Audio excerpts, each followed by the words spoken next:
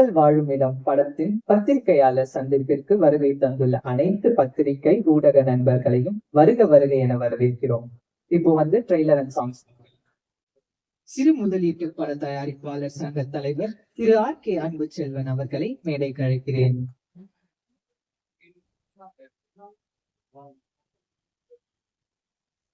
Stunt master இடிமின்னல் Ilango அவர்களை மேடைக்கு அழைக்கிறேன்.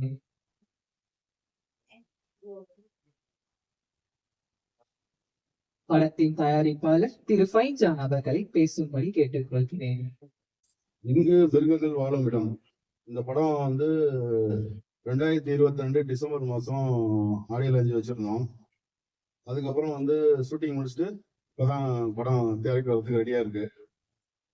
ஏன்னா இந்த படத்தோட டைட்டிலே பார்த்துருப்பீங்க, இங்கு மிருகங்கள் வாழும் இடம். அதுல நிறைய விஷயம் உங்களுக்கு புரிஞ்சிருக்கும். அந்த மாதிரி மிருகத்தோட போராடி இந்த படத்தை சென்சார் பண்ற இடத்துல போய் பாத்தீங்கன்னா எங்கு மிருகங்கள் வாழும் பார்ட் 2ங்கிற மாதிரி இருக்கு சென்சார் இடத்துக்கு போனாக்கா. ஏன்னா எங்க போனாலும் பிரச்சனை, சினிமா எடுக்கிறதுல இருந்து முடிக்கிற வரைக்கும் பிரச்சனை. இதுல பாத்தீங்கன்னா யாருமே சினிமாவை நேசிக்கிறதுக்கு யாருமே கிடையாது. எல்லாம் சினிமாவில அன்னன்னைக்கு கிடைக்கிற காசை வச்சுக்கிட்டு அவங்க அன்னன்னைக்கு லாபம் சம்பாதிக்கிறதுக்கு மட்டும் தான் எல்லாம் வராங்க ஒழிய, ஒரு சினிமாவை நேசிச்சு உண்மையுமே வந்தா சினிமா கண்டிப்பா காப்பாற்றும். அப்படி சினிமாவை நேசிச்சு இருந்தவங்க தான் இன்னைக்கு சாதனையாளர்கள். சினிமாவில் இருக்க லெஜண்ட்ஸ் எல்லாமே உண்மையா சினிமா நேசிச்சவங்க மட்டும்தான். யாரும் சினிமா ஏமாத்துறோம் கிடையாது. ஆனா அவங்க பேரை சொல்லிக்கிட்டு நானும் அப்படி வருவேன்னு சினிமா ஏமாத்திட்டு வாழ்ந்துட்டு இருக்காங்க. ஆனா அப்படிப்பட்ட சினிமா எடுத்து சினிமா ஜெயிச்சு சத்திரமே இல்லை. அவங்களும் அவங்க குடும்பத்தை ஒழுங்கா பார்க்க மாட்டாங்க, சினிமாவையும் ஒழுங்கா நடத்த மாட்டாங்க. எல்லாமே தண்டை எடுத்தோம் தனியாகிற மாதிரி எல்லாம் ஆளாளுக்கு நான் கேமரா பிடிச்சா கேமராமேன் வந்துடுறான். நான் ஒருத்தரை டேக் சொன்னாக்கா உடனே கிளாபோர்டே கிடையாது. இப்ப கிளாபோர்டுன்னு சொன்னா உடனே டேரக்டர் ஆயிடுறான். எல்லாமே அவங்க உடனே டக்குன்னு எல்லாம் வந்துடுறாங்க. ஆனா பார்த்தா ஒரு சினிமாவுக்கு அந்த சினிமால இருக்க ஒரு கலை, அந்த ஒரு நேசிப்பு, அது எதுவுமே கிடையாது. சினிமாவில் போனா காசு கிடைக்கும், சினிமாவில் போனா நம்ம பெரிய ஆளாயிடலாம், சினிமாவில் போனா 4 பேர் நம்ம செல்ஃபி எடுப்பான், அப்படிதான் சினிமாவுக்கு வரோம் இல்லையா. சினிமாங்கிறது ஒரு கலை. இப்ப எப்படி நம்ம ஒரு படிக்கிறப்ப ஒரு பிள்ளை மேக்ஸ்ல இன்ட்ரெஸ்டா இருக்கும், ஒரு பிள்ளை பாத்தீங்கன்னா சயின்ஸ்ல இன்ட்ரெஸ்டா இருக்கும். அது என்ன காரணம் கேட்டா அது ஒரு யாருமே சொல்லிக் கொடுக்கறது கிடையாது. இயற்கையாவே அது அவங்களுக்குள்ள இருக்கிறது. அதே மாதிரிதான் சினிமாவும் அந்த மாதிரிதான் வரும் கலை. அந்த கலை யாருக்கு இருக்கோ அவங்கதான் சினிமாவை காப்பாற்றும், அவங்கதான் சினிமா காப்பாற்ற போறாங்க. மித்தபடி எல்லாரும் வருமா கோடிக்கணக்கான பேர் இன்னைக்கு இந்த சென்னையில சுத்திக்கிட்டே நடக்கலாம். உலகம் கூட சினிமா சுத்திட்டு இருக்கான். ஆனா 99% சினிமாவில் தர மாட்டான். அவன் குழம்பு தேடி வந்திருக்கான், சினிமாவில் காசு சம்பாதிக்கலாம் குழம்பு தேடி வந்திருக்கான். இல்ல சினிமா எடுத்த ஆசையா வர வேண்டியது காசை ஆட்டையா போட வந்திருக்கான். இதுக்குதான் சினிமாக்காரன் இருக்கான். அதனால சினிமா ரொம்ப நல்ல ஒரு அருமையான ஒரு உத்தமமான என்ன சொல்றது, ஒரு அற்புதமான ஒரு கலையான ஒரு சார்ந்த விஷயம். இது புனிதமான விஷயம். இந்த விஷயத்த இத கலங்கப்படுத்திட்டு இருக்காங்க. அதுக்கு மீறி இந்த போராட்டத்தை மீறி சென்சாருக்கு போனாக்க, சென்சார்ல பாத்தீங்கன்னா முத்துகிருஷ்ணன் ஏடிஓவா ஏஆர்ஓ முத்துகிருஷ்ணன் அவரு கேட்கிறாரு பாருங்க கேள்விய. அவருலாம் எதுக்கு சென்சார் உட்கார்ந்துருக்காருன்னு தெரியல சார். நான் சென்சாரை பார்த்து ஒண்ணு கேட்கறேன் சார். ஏன்னா அங்க நான் ஆர்கியூமெண்ட் பண்ணி என்னால தொண்டை தண்ணி தாங்க முடியல. ஆனாதான் இப்ப உங்கள்ட்ட இருந்துட்டேன். ஏன்னா நீங்க தான் போய் மக்களை சேர்க்க போறீங்க. பத்திரிகையாளர் மட்டும்தான் ஒரு தனி மனிதனோட கருத்தை எல்லாத்தையும் கொண்டு போய் சேர்க்கிற சக்தி யாருக்குன்னா பத்திரிகையாளருக்கு மட்டும்தான். ஆனா அந்த பத்திரிகையாளர் நம்பி இதை சொல்றேன். அந்த ஏஆர்ஓ பாத்தீங்கன்னா அவரு கேட்கிறாரு ஒரு கேள்வி, என்னங்க இந்த படத்தை இப்படி எடுத்து வச்சிருக்கீங்க அப்படின்னு, உங்களுக்கு நாங்க ஒரு முடிவு பண்ணிருக்கோம் படம் பார்த்ததுக்கு, உங்களுக்கு ஏ சர்டிஃபிகேட் கொடுக்கலாம் அப்படின்னாங்க. ஏ சர்டிஃபிகேட்டா? எதுக்கு ஏ சர்டிஃபிகேட் கொடுக்குறீங்க? அப்படி என்ன இந்த படத்துல உங்களுக்கு தீர தகவல் எடுத்து வச்சிருக்கோம். எஸ், உள்ள ட்ரக்ஸா இருக்கு சார், படத்துல உள்ள ட்ரக்ஸ் இருக்கு. ட்ரக்ஸ் இருந்தா எப்படி பார்த்து நிறைய பேர் கெட்டு பெற மாட்டாங்களா அப்படின்னு எனக்கு ஒரு மாதிரி ஆயிடுச்சு. இப்ப சமீபத்துல கூட இப்ப இன்னைக்கு நியூஸ்ல கூட பார்த்திருப்பீங்க. அதை நான் சொல்ல வரல. நியூஸ்ல பாலிவுட் நியூஸ்ல இப்போ ஓடிட்டு இருக்கு. இப்ப இந்த டைம்ல ஒரு ஹாஃப் டாக் முடி ஓடிட்டு இருக்கு. ஒருத்தர் கைது பண்ணிருக்காங்க, உங்களே பார்த்திருப்பீங்க. பாண்டிச்சேரி மேட்ரு. பாண்டிச்சேரி பாருங்க, ஒரு சின்ன வயசு பொண்ணு கற்பழிச்சு கொண்டு போனாங்க. அது அந்த பொண்ணு சாவறதுக்கு என்ன ரீசன் கூட தெரியாது. ஏன்னா அந்த பொண்ணுக்கு சின்ன பொண்ணை பார்த்து இது எது செய்யாத அதை செய்யாத அப்படி சொல்லி வளர்க்குறவங்க எல்லாம் நம்ம நினைக்கிறோம் இந்த ட்ரிக்ஸ் இந்த சினிமால காட்டுறதுனாலதான் இந்த நாடு சீரழிஞ்சு நினைக்கிறாங்க. அப்படி பார்க்க போனா நம்ம நினைச்சா நம்ம இத அரசாங்கமும் எவ்வளவு கண்ட்ரோல் பண்ணி எல்லா வேலையும் செய்யுது.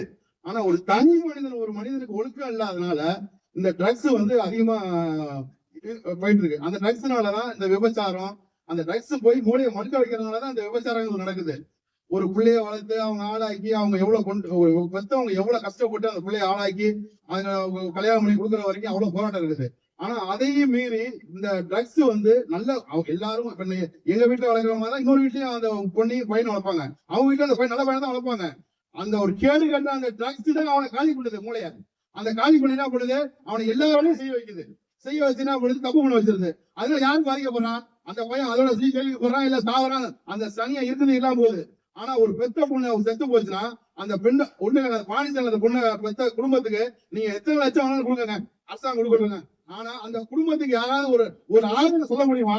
அந்த பிள்ளையோட இடத்தை யாராலும் புள்ள பண்ண முடியுமா? யாராலும் புள்ள பண்ண முடியும்? எத்தனை பேர் ஆறுதல் சொன்னாலும் அந்த பிள்ளையோட இடத்தை யாருமே புள்ள பண்ண முடியாது. வழிகள் பார்த்தாலும் அதுல ஒரு லூப் லைன் வச்சு பண்ணிட்டு இருக்காங்க. நீங்க நிறைய நியூஸ் நிறைய பார்த்துட்டு இருக்கோம். அது மாதிரி நான் இந்த படம் எடுத்ததுக்கு மிகப்பெரிய காரணம் பாத்தீங்கன்னா, இங்கு மிருகங்கள் வாழும் இடம். இதுல நிறைய பிரச்சனைகளை சொல்லி இந்த பெத்த பிள்ளைங்களுக்கு இது மாதிரி ஒரு அப்பா பொண்ணுல எவ்வளவு கஷ்டப்பட்டு வளர்க்குறாங்க, ஒரு அம்மா இல்லைன்னா ஒரு அப்பா எவ்வளவு கஷ்டப்பட்டு வளர்ப்பாரு. இந்த மாதிரி இவ்வளவு போராட்டத்துக்கு முன்னாடி அந்த கொண்டு போற சூழ்நிலை இந்த மாதிரி தவறா வீணா போயிடக்கூடாதுன்ட்டு நம்மளால முடிஞ்ச ஒரு கருத்தை சொல்லுவோம். இது கமர்ஷியல் நோக்கத்துல இல்லாம ஒரு கருத்தை சொல்லுவோம் அப்படின்னு எடுத்துட்டு போய் அங்க போனாங்க. அவங்க கூட இதை தூக்கு அதை தூக்கு, இதை வைக்காத அதை வைக்காத இதை வைக்காத இதை வைக்காத. ஏன் ஒரு தேட்டருக்கு போறாங்க, தேட்டர்ல போனா UA அப்படின்னு 3 போர்டு போட்டிருக்கான். இது யூன்னு பாத்தீங்கன்னா போய் யாரு வேணாலும் போலாம், திறந்து விட்ட நாய் மாதிரி யாரும் போனாங்க. UA இதுல 18 வயசுக்கு மேல 14 வயசுக்கு மேல உள்ளவங்க போலாம். வெறும் 14 வயசுக்கு மேல உள்ளவங்க தான் போகணும் அப்படின்னு ஒவ்வொருத்தர் கொடுத்துருக்கீங்க. ரைட் இருக்குன்னு சொல்ல. அதே மாதிரி சென்சார்ல ஒரு நோட்டீஸ் போட்டு இது மாதிரி படம் எடுங்க, இது மாதிரி படம் எடுங்க அப்படின்னு கொடுத்தா வேலை முடிச்சு போச்சுங்க. நீங்க எதுக்கு எல்லா பணத்தையும் எடு, நீ கோடிக்கணக்கில் செலவு பண்ணி பணத்தை போட்டு எடுத்துட்டு ஏற்கனவே இங்கு மிருகங்கள் வாழும் இடம் அவ்வளவு பிரச்சனையை போராடி ஒருத்தர் அங்க கொண்டாடுறான். அங்க கொண்டாதான் இந்த மிருக சங்கத்து தலைவர் மாதிரி இருந்தீங்கன்னா நாங்க என்ன பண்ண முடியும்? அப்புறம் சினிமா எப்படிங்க வெளியே வரும்? சினிமா யாரை காப்பாற்ற போறான்? இப்படியே சினிமா அழிஞ்சு போயிட வேண்டியதுதான். ஏற்கனவே இங்கே மிருகங்கள் வாழும் இடம். திரும்பியும் அதான் சொல்றேன். ஏன் அதை சொல்றேன் திரும்பியும்? ஏன்னா அவ்வளவு மிருகங்கள் வாழ்ந்துட்டு இருக்கு. மனசாட்சியால இல்லாம சினிமா துறை அவ்வளவு மிருகங்கள் வாழ்ந்துட்டு இருக்குங்க. அந்த மிருகங்களுக்கு எல்லாம் அறிவே இல்லை. அந்த மிருகங்கள்லாம் எதுக்கு வாழுதுன்னு தெரியல. இதுக்கு ஒரு முடிவு தான் என்னன்னு தெரியல. இதை மீறி ஒரு போலீஸ்ல பணத்தை போட்டு அங்க கொண்டு போய் அங்க வைக்கிறான். அங்க போனா இந்த ஒரு பிரச்சனை. இது என்ன காரணம்? இதுக்கு யார் தான் முடிவு சொல்ல போறா?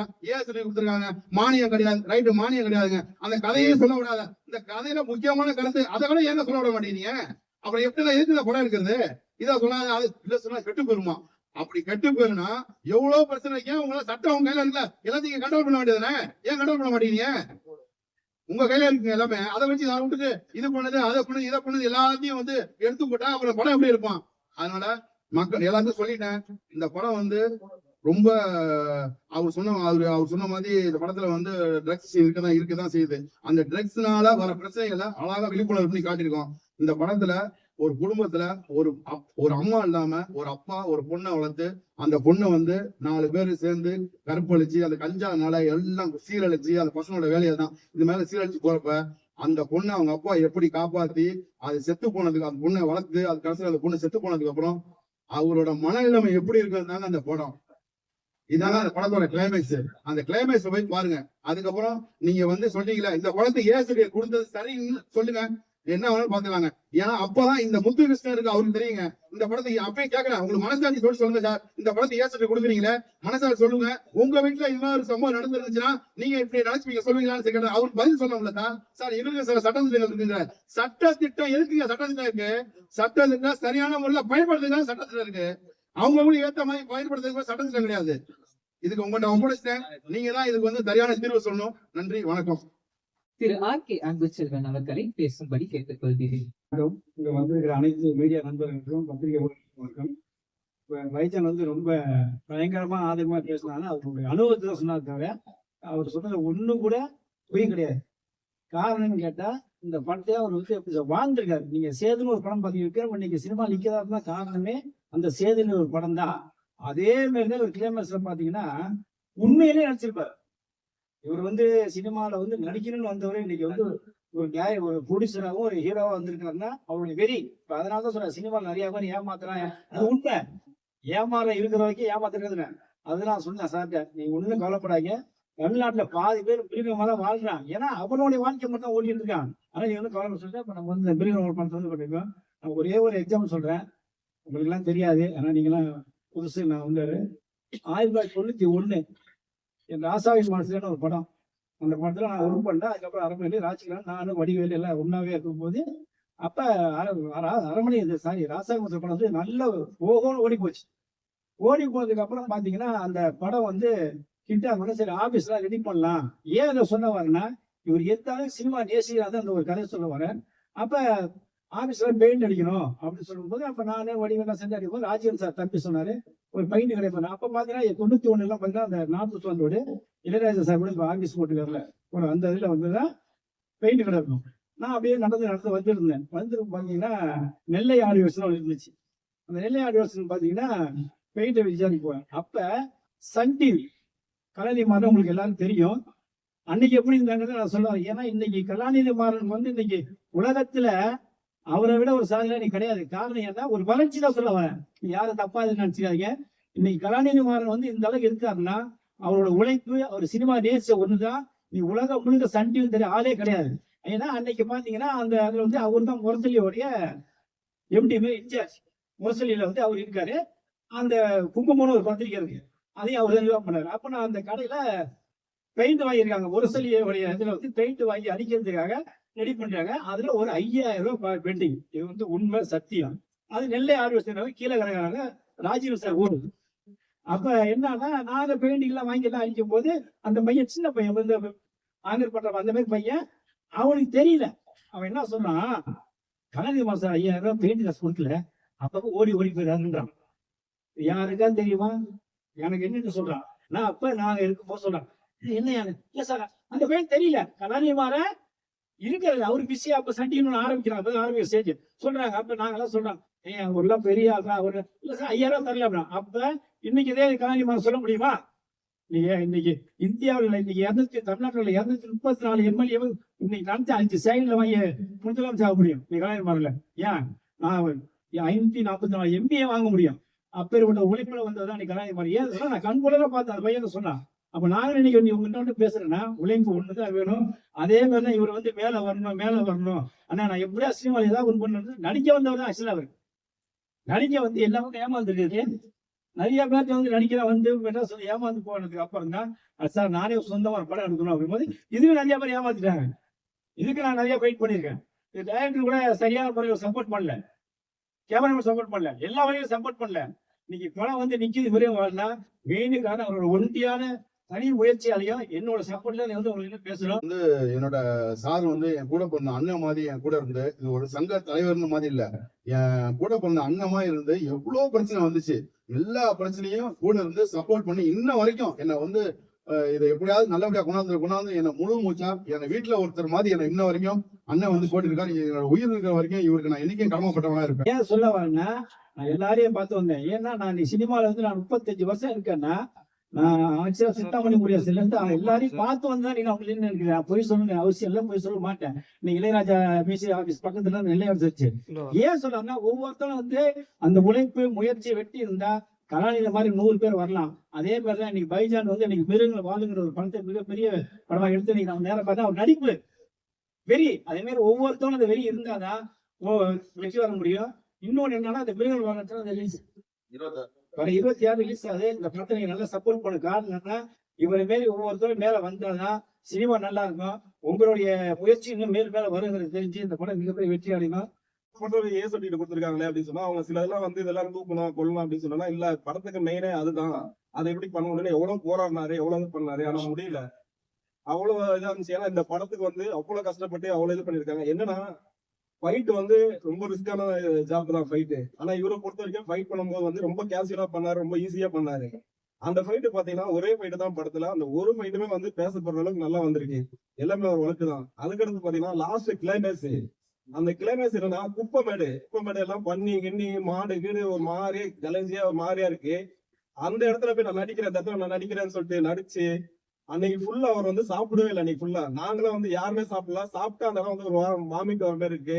அந்த இதுல போய் நடிச்சு எப்படிலாம் நான் நடிக்கணும், அந்த எப்படின்னா இந்த படத்தை வந்து வெளில நான் நடிச்சு நான் பெரிய ஆள் ஆகணும் அப்படின்னு சொல்லிட்டு ரொம்ப ஆர்வமா ரொம்ப இன்ட்ரெஸ்ட் எடுத்து பயங்கரமா பண்ணாரு. எங்களுக்கே சொன்னோம் என்ன சார் இங்க இருக்க கூட முடியலையா, நிக்க கூட முடியாது, இல்ல போயிட்டு உருள்றீங்க பண்றீங்க எப்படி சார் தாங்குறீங்க அப்படின்னா இல்ல மாஸ்டர் நான் ஜெயிக்கணும், அப்படின்னு சொல்லிட்டு இந்த படத்துல வந்து இந்த படத்துல மெயின் கிளைமேக்ஸ் தான். இந்த கிளைமேக்ஸ் வந்து யாரா இருந்தாலும் சரி கண்டிப்பா இந்த படம் கிளைமேக்ஸ் வந்து எல்லாருமே வந்துருவாங்க. சார் வந்து இந்த கிளைமேக்ஸ்ல வந்து அவ்வளவு அற்புதமா நல்லா நடிச்சிருக்காரு இதுல.